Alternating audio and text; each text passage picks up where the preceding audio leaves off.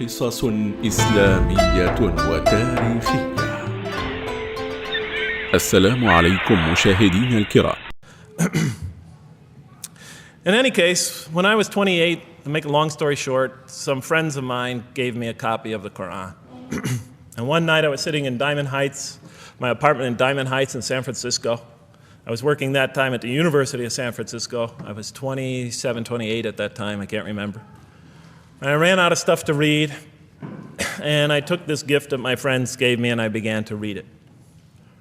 And I came to the first verse. Well, I opened the Quran, read the first page, then the second, and then very quickly, in the second surah, about 37 verses into the Quran, I came upon the story of mankind. And I have to admit, I read through it very quickly. It was about 9-10 verses long, story of the first man and woman. And I recognized some of the details. It was similar to what I had learned when I was a child, but I noticed that there was something wrong. It was apparent to me that whoever authored this Quran, of course I wasn't a Muslim at the time, so I didn't have any idea who that was, whoever authored this Quran clearly did not understand the real meaning of the story, because they had obviously gotten the details confused. They didn't even understand the whole purpose of the story. And so I just read through it once, and then I read through it again, just to try to see what kind of point the author was making, and then I read through it a third time and a fourth, and then I realized this is something strange going on here. I'm going to read this much more carefully. I'm going to need to go through this story line by line, verse by verse, because it's obvious that the author is trying to bring out another point. And I wasn't quite sure what it was, but definitely he packs a lot of meaning into almost every word. And I thought the writer at least seems to have a great measure of brilliance. And so I'll try to sort of take you through what my experience was as quickly as I can. So I came to the 30th verse of the second surah, Surah al-Baqarah, and it began like this. It said, "Behold, your Lord said to the angels, I am going to place a vicegerent on earth." The Arabic word is khalifa. It means a representative or an emissary of mine. "I am going to place a vicegerent on earth." And they said, the angels said, "Will you place therein one who will spread corruption and shed blood, while we celebrate your praises and glorify your holiness?" And God said, he said, "Truly I know what you do not know." See, that's the verse that hooked me. That's the verse that caught my attention. That's the one that kept on making me read the story again and again and again. Because listen to the way it begins. "Behold, your Lord said to the angels, I am going to place a representative of mine on earth, a vicegerent of mine, an emissary, one who acts on my behalf." I thought, that's not the way it goes. You're not supposed to be placing man on the earth in some positive role, some elective office. You place man on earth as a punishment for his sin. Clearly, I knew the author didn't quite get the point. But still, it was an amazing line. But then I come to the next line, and it says, "And the angels say, will you place therein one who will spread corruption and shed blood, while we celebrate your praises and glorify you?" I looked at it again. I couldn't believe the question. They said, "Will you place therein one who will spread corruption and shed blood, while we, the angels, celebrate your praises and glorify you?" I looked at that and I said, exactly. That would be my question.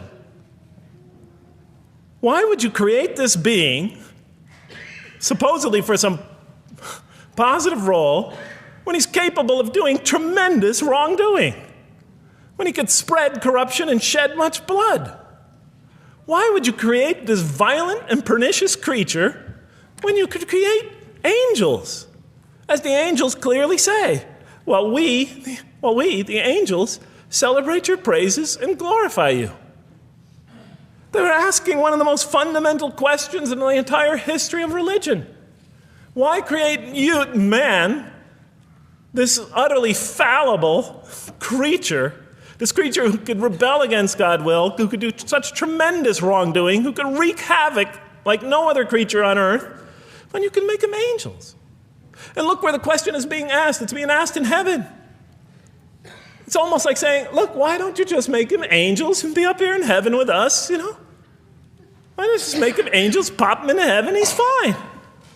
Why would you put them on earth where he could feel distant from you, where he could work out his worst criminal tendencies, act them out, feeling somehow independent and apart from you and free to do whatever he wants, when you could just make them angels and put them in heaven and make them perfectly submissive to your will?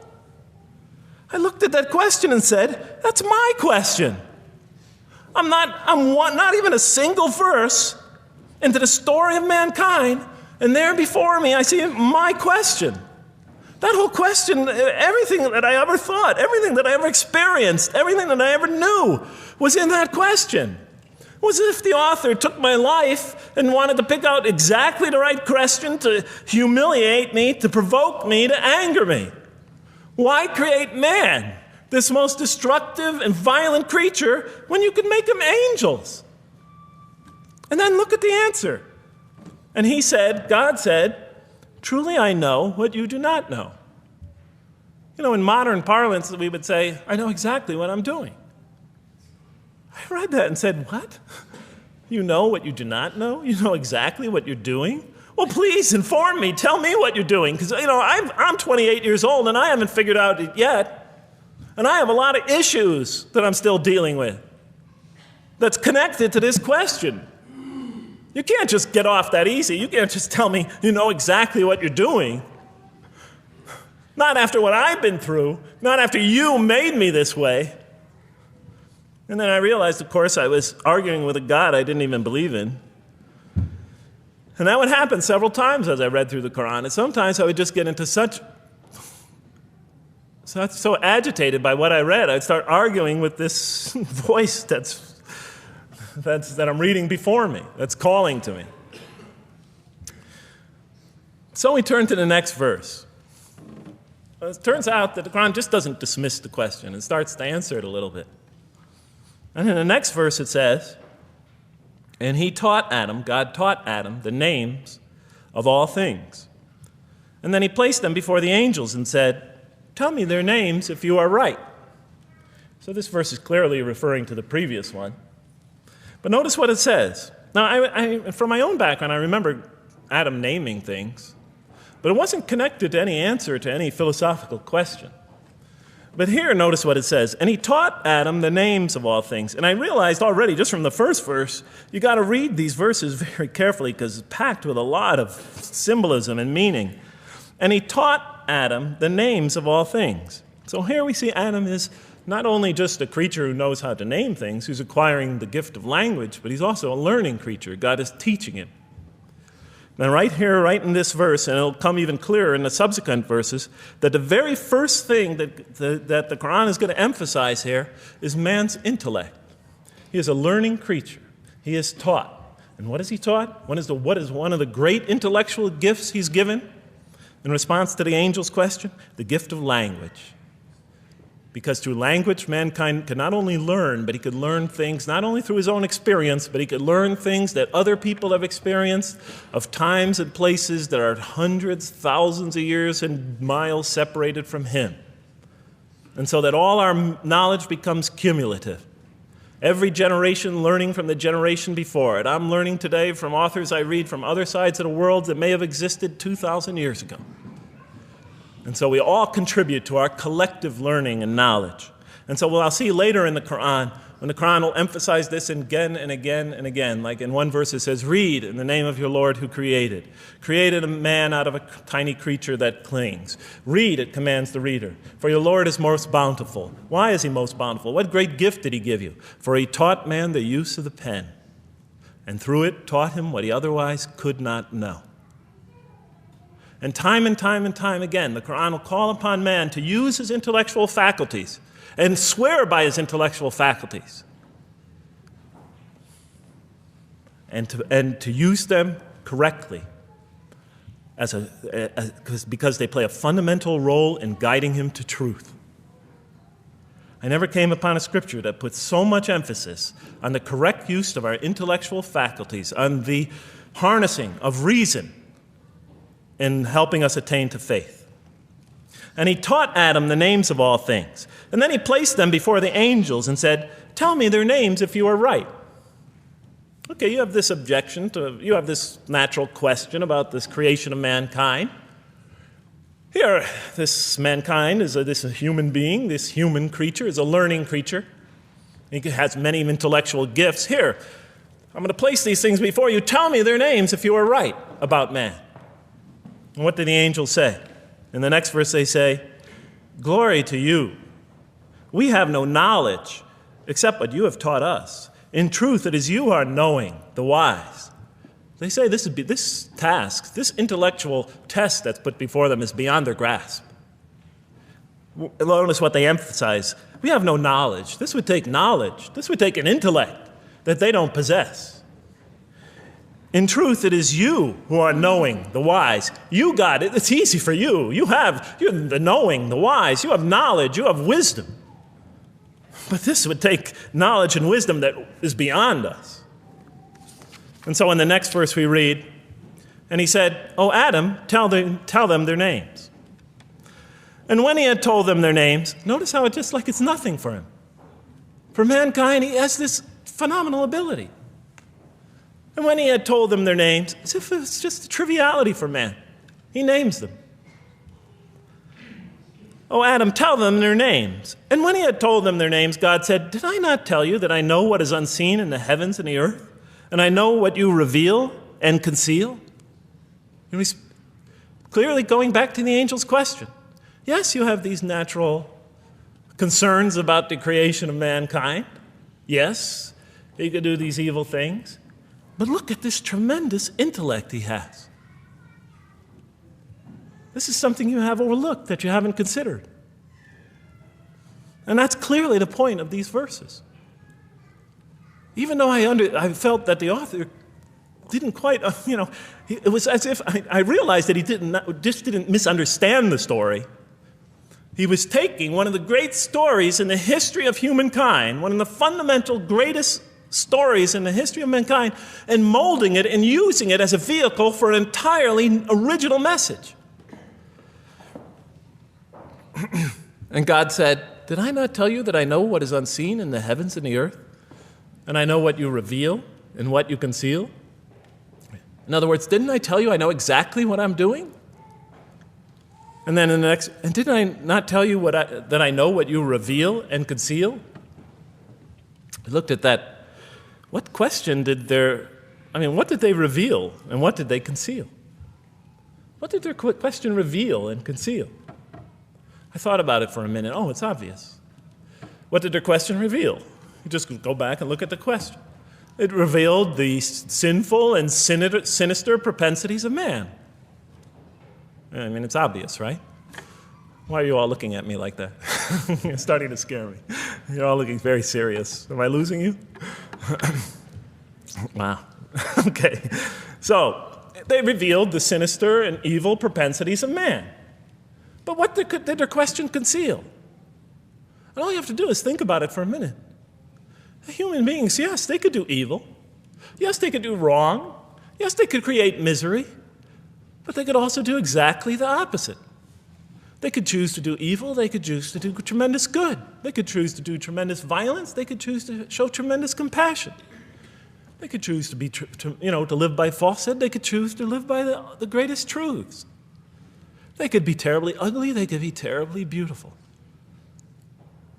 And up until that point in my life, I, like the angels, that only saw one side of the coin. And for the first time when I read that verse, believe it or not, it was an eye-opener for me. I had always been obsessed with the evil potentials of human beings. When I read that verse, I realized that, and I had a great example right in front of me with my own mom, I realized that I had been blinded by only one side of human nature. So we go on to the next verse. "And behold, we said to the angels, bow down to Adam, and they bowed down. But not so Iblis." Iblis is like the father of Satan, satanic beings, forces, creatures, existences. "He refused and was arrogant. He was of those who reject faith." An interesting statement. "And behold, we said to the angels, bow down to Adam. And they bowed down." Bowing down could symbolize two things. Bowing down could symbolize the superiority or potential superiority of one being over another, and so they bow down to them. Bowing down could also mean that they serve that creature in some respect. Of course, the Quran says that all beings serve God, all created beings serve God. But this verse seems to be indicating, and the rest of the Quran will make it clear, that these angelic beings, these angelic entities, will serve the development of mankind. We'll even see later that the satanic beings serve the development of mankind. Both forces, angelic and satanic, will serve the development of mankind. Because one will present man with a choice to do the most altruistic things. The other will simultaneously try to influence man in the opposite direction. And so human beings will be moral creatures and will have to make moral decisions. And it's in those moral decisions that they will grow spiritually and morally as human beings. And they'll take that into the next life. And the angelic and the satanic forces will be catalysts for those moral choices that they make. They will heighten the human being's awareness of the rightfulness and the wrongfulness of the choice he's about to make.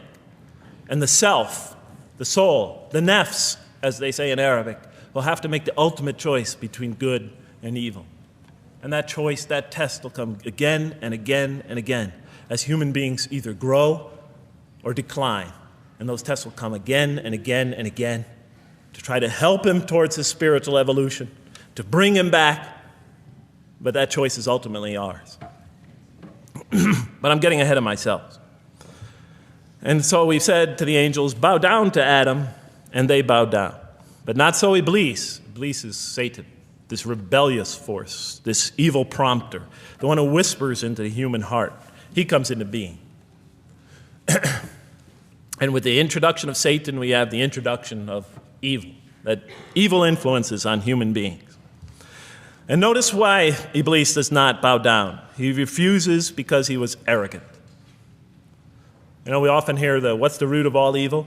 In the West, it's always money, greed, etc. Here the Quran says seems to be saying that the root of all evil is not always material wants. It's not always money, it's not always greed. At the heart of evil is arrogance, putting yourself above all others, of assigning to yourself special priority and neglecting the rights of others, of pride and arrogance and envy, the source of evil. He was of those who reject faith. I looked at that verse and I said, okay, I get why you would create angels to sort of influence man in a positive direction. But why in this story now are you introducing Satan? What sort of role was Satan play? And then, of course, you just think about it for a minute and you say, yes. The story is telling us that on one hand, we have these magnanimous urgings come from one direction. On the other hand, we have these satanic urgings coming from another direction. In other words, the Quran is telling us that man is not only a learning creature, but he's a moral creature. He has understanding of right and wrong. And God infuses those, allows those influences to come to him. Man is not only an intelligent being, but a moral being. And we said in the next verse, O Adam, dwell you and your spouse in the garden, and eat freely thereof what you wish, and eat freely thereof what you wish.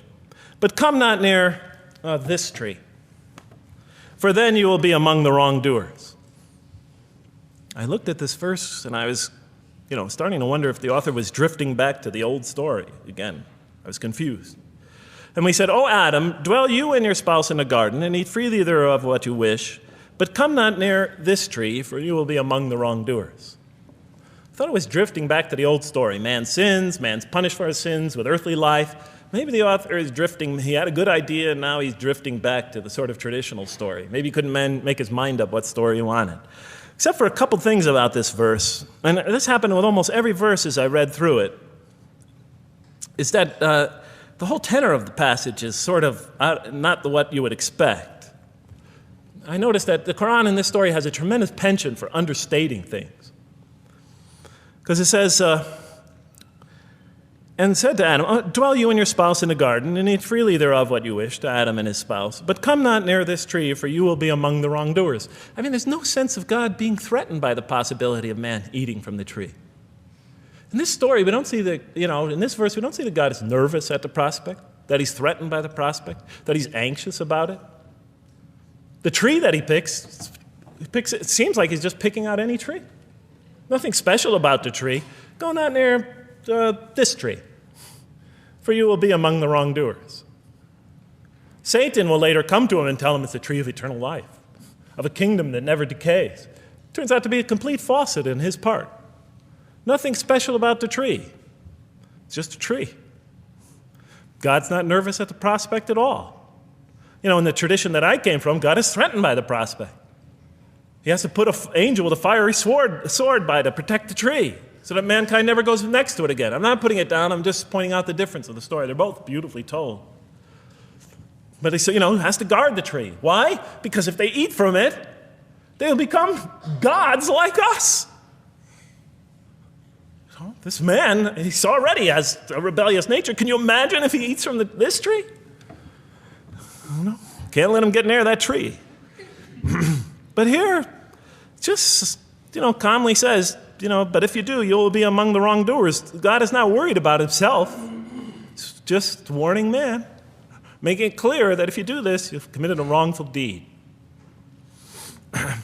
Again, the whole tenor of all these verses that you read through it is God knows exactly what he's doing. Okay, next verse.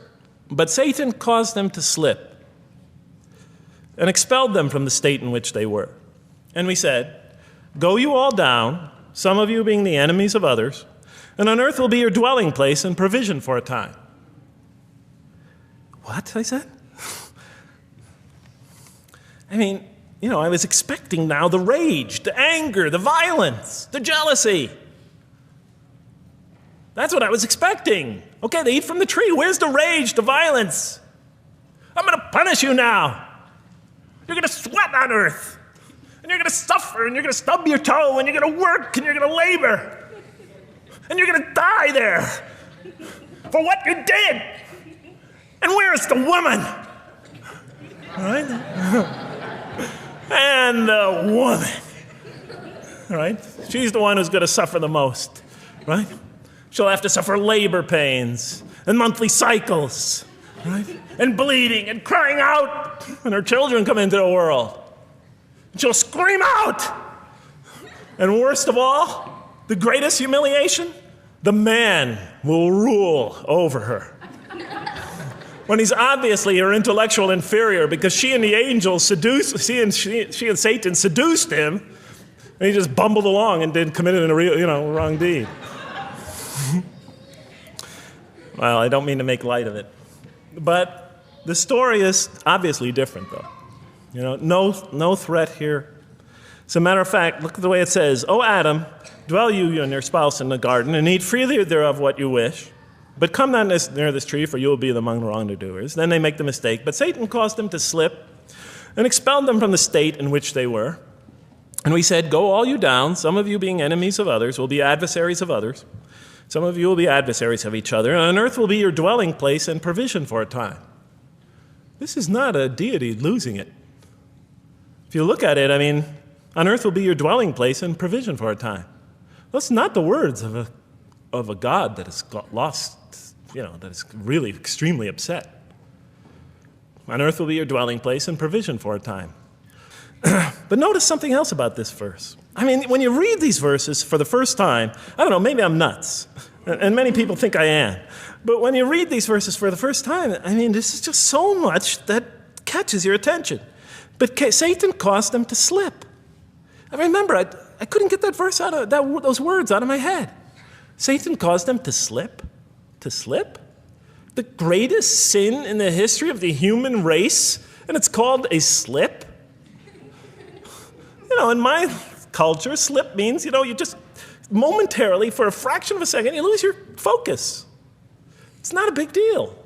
My Uncle Bob used to always say to me, Jeff, I'm sorry I'm 5 minutes late, I slipped up.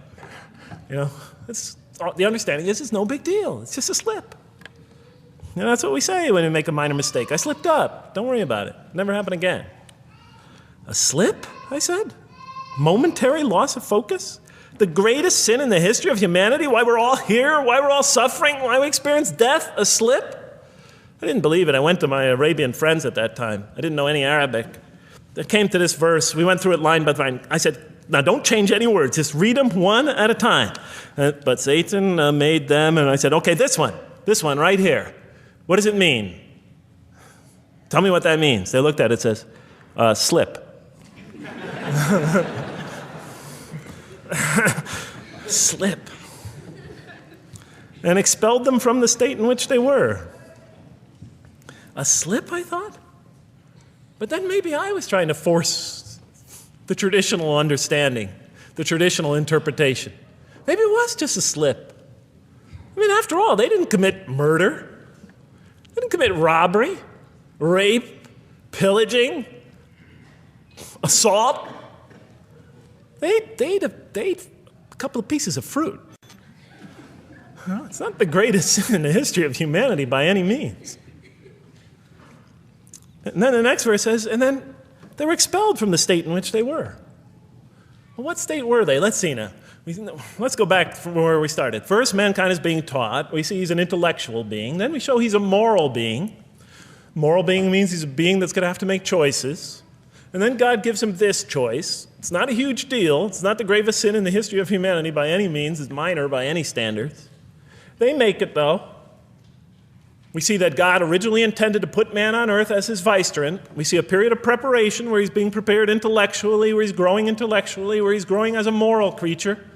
When does God finally put him on earth? What signals that he's ready to begin? He makes his first independent choice. It's not the worst deed in the history of humanity.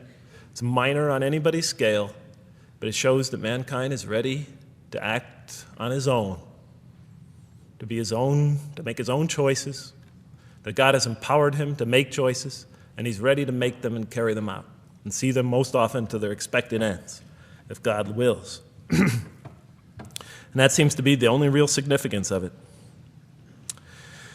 But I thought, maybe I'm getting this wrong. Maybe God just blows off into an angry rampage the next verse. So I look at the next one and it says, and then Adam received words from his Lord.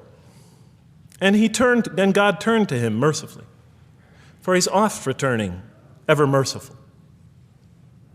Well, if I had any doubts up till now that God is not enraged by what this has happened, that God hasn't prepared mankind for this choice, for what was eventually going to happen, that all this was preparation for mankind to begin his earthly sojourn in this famous allegory.